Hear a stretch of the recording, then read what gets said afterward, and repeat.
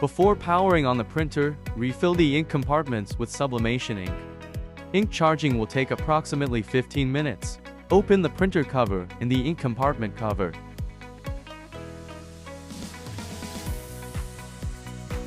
Align the nozzle of the sublimation ink bottle with the printer's ink compartment nozzle. Allow the ink to flow automatically into the compartment. The flow will stop once the compartment is full. Remove the ink bottle and repeat these steps for the other colors.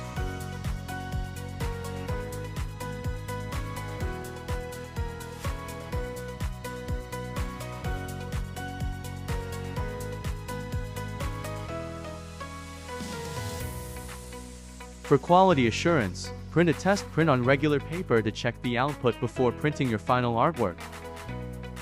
Use the sublimation paper to transfer the printed artwork onto your chosen item. For example, t-shirts, mugs, or hats using a heat press or similar equipment. Place the sublimation paper into the printer's paper tray, ensuring the printing side faces down.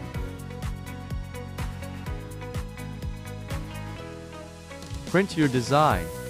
The printer will automatically produce a mirror image version of your artwork for accurate sublimation transfers.